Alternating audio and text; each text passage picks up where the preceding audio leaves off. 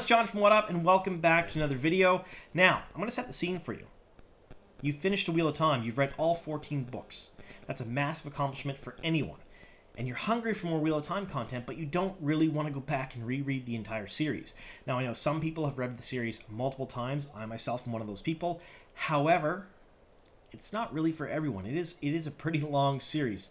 So, we get you covered. There are some additional Wheel of Time content out there that you can read that is canon, that is written by the authors, Brandon Sanderson and Robert Jordan, that not everyone knows about. So we're going to detail what these things are in today's video, where you can find them, and what's involved in each and every one of them.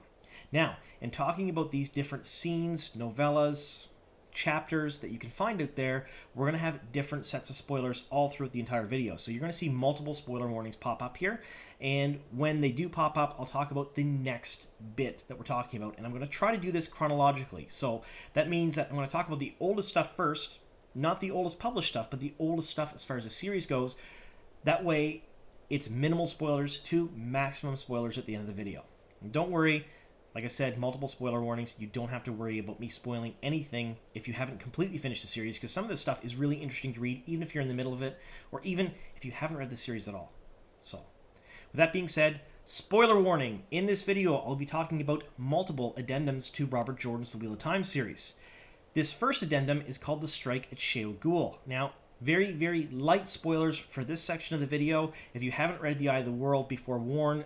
Very, very small things will be spoiled for you, but not a whole lot. All right, with that being said, let's get on to the video.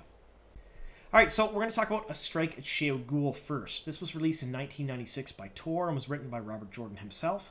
And this was, hosted on the Tor website for a number of years, and then it eventually got migrated over to Dragonmount. So if you want to read this, I've left a link to it down below in the description box. It's completely free to read. It's not behind a paywall or anything. And if you haven't already read it, I would really encourage you folks to go check it out. It's really very neat. Now, before you do though, I want to warn you, it's not written like the rest of the series. So you're all familiar with Robert Jordan's work and Brandon Sanderson's work and how they write. It's not written like that. So it's not written as if you're reading The Eye of the World or The Dragon Reborn or even A Memory of Light. It's more along the lines of an academic paper. So if you were to root through your local library and find an old paper detailing a point in history, talking about the facts of what happened, that's what this is written like. Author's footnotes and all. Really, really neat, really well done, but differently. Now, it details the accounts of the end of the War of Power, how the infighting in the Hall happened, the 100 Companions came about, and the strike at Sheo Ghul and the aftermath. So there's a lot of really good and really neat information in there, and I really recommend anyone who's read The Wheel of Time to go check it out. It'll answer some of your questions in one quick format rather than, from a Forsaken's perspective throughout the series in little tidbits here and there. All right, on to the next addendum. Spoiler warning, in this addendum we're going to talk about ravens. It's a second prologue to The Eye of the World. So very, very light spoilers for The Eye of the World because this is a prologue and meant to be read before you read the actual book. So if you do read this or you hear about this part of the video and you haven't read The Eye of the World yet, haven't started your Wheel of Time journey, you're probably safe to listen. All right, so now we're going to talk about Ravens. Ravens is a second prologue to The Eye of the World. And we have to give you a little bit of a history lesson here first and how this came about.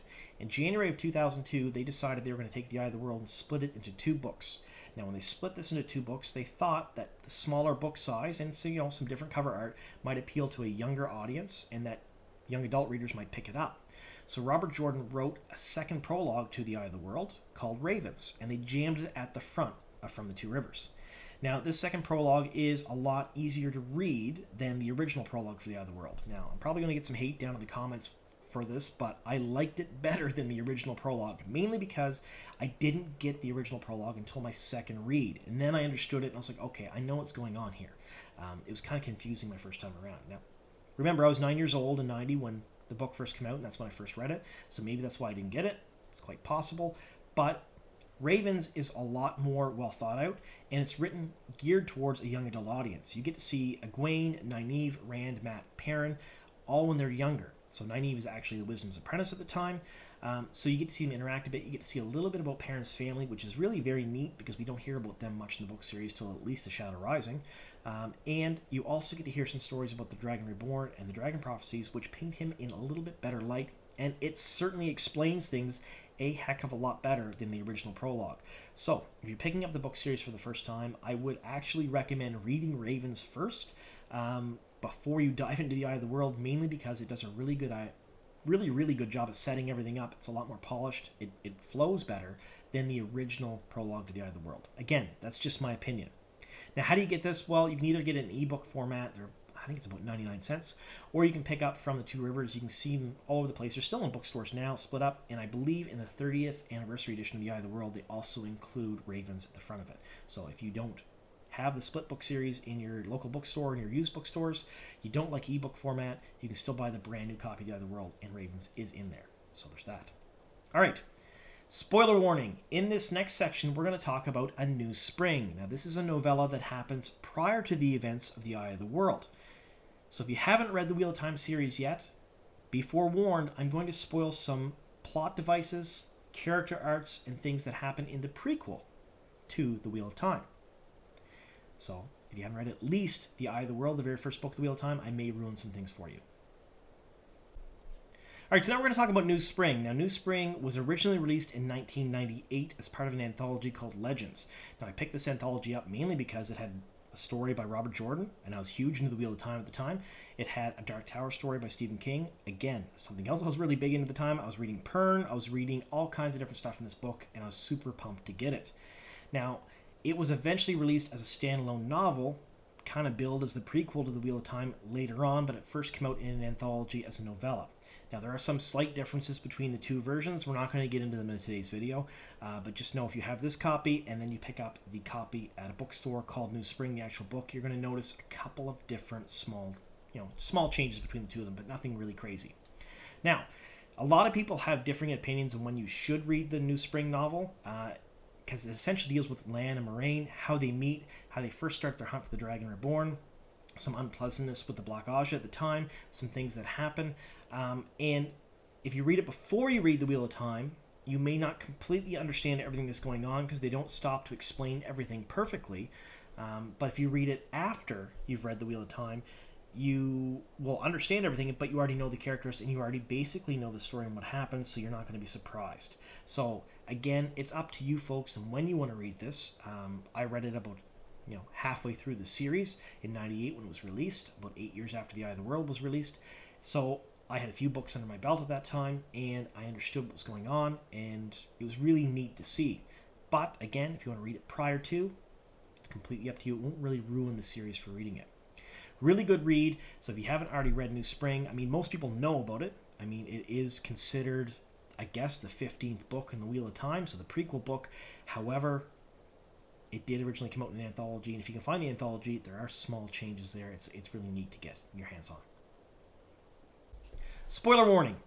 We're now talking about A Fire Within the Ways. This is a passage that was cut from A Memory of Light. So if you haven't read A Memory of Light, that's the 14th book in the Wheel of Time series, be forewarned, this will ruin some major stuff for you. All right, so I gave you the spoiler warning. I won't dig in too much about what this is about because I don't want to spoil too many things for those of you who are going to watch the video anyway, even though you haven't read A Memory of Light. But I am going to warn you, don't click on the link down below. Don't read it. Don't pay for it. Don't buy Unfettered 3 and buy it unless you've read A Memory of Light. It will spoil some pretty major stuff from the last book for you. So, essentially what this was, and this came out in May of 2019, it was a passage that got kind of deleted from A Memory of Light. So when Brandon Sanderson wrote the book, he wrote all kinds of stuff, like a metric buttload of stuff for the book, and a lot of it hit the cutting room floor and didn't make it into the final novel. So because of that, he reworked stuff he kept. And this was not reworked, so if you read it, you're going to notice that characters from two spots at once, the timelines don't match up, things are going on that aren't going to make a whole lot of sense if you've read A Memory of Light and you're trying to match this into the chronological order of the book. And that's on purpose because they never went back and reworked this stuff because why? It was cut. But Brandon Sanderson was very, very fond of this. Essentially what it is the Shadow Spawn and the Dark One's forces are using the Ways as a way to travel around to attack other cities. Now, some of the forces of the light, including Perrin, go into the Ways to try to stop this. And that's as much as I'm going to tell you because I don't want to ruin anything else for you. But I will say it's a great read. It's a very good passage. I enjoyed it thoroughly. I like Perrin a lot in the later books, and I liked reading this. But, again, I will stress, if you haven't read A Memory of Light, be very, very careful about reading this. It's going to ruin some stuff for you. So there's that. All right. Now we're going to go on to the final section of the video and our final spoiler warning. Spoiler warning! In this section of the video, we're going to talk about A River of Souls. This is another little excerpt released that deals with events in A Memory of Light and can spoil things for the last battle. So if you haven't read at least, and I say at least a lot, but at least the first 14 books, that's every single book in Robert Jordan's Wheel of Time series, be forewarned, this will spoil some major things for you. Alright, so this came out in March of 2015, so quite some time ago, and it was put into Unfettered, which is another anthology, like a collection of fantasy short stories, and it was written by Brandon Sanderson. So essentially what it is, and this is your last warning, I'm going to spoil the last battle here for you, so if you haven't read the last book, dip out now. During the last battle, we see the Sharans show up with Beyo the Wild, who is Demandred, and they attack the Forces of Light, and it's this big surprise reveal. It's this huge thing. Blew me away when I read the series for the first time, and I'm sure it confused a lot of people too, because it was this whole other world just kind of clashing with our characters' worlds that we never knew anything about at all. There were subtle little hints all throughout the book series that Demandred was in Shara and doing things in Shara, but you never really thought about it much because it was never in your face and wasn't really described it really well. But when he showed up with all the Sharans at his back and he was their mythical god king, their version of the Dragon Reborn, the one that they had prophesied would save them and do all kinds of cool things for them, it kind of turned everything on its head for the last battle. It was very cool. Now, Demandred had his really cool male sa'angreal. You didn't know where he got it or how what was going on with it, but it was really very neat, and it had some special properties that we're not going to get into this video, but it did some things to him and anyone else who used it. So it was very unique. It was one of those, almost like a cool weapon from D&D with all these really strange magical properties. Really very cool. But in 2015, when this came out, Brandon Sanderson wrote this, and it essentially chronicles Demandred's rise through Shara, just a little bit, not a whole lot, how he got his sa'angreal, talks about the prophecies, how Beyo came to light, how he became that persona, described the Sharans a whole lot, and it made me fall in love with that character. It really, really did. If you've read the series and haven't read A River of Souls, this is a must-read. It's one of the things I really hope they include in the show, and they expand upon Demandred's character, because he essentially was the Dragon Reborn for the Sharans.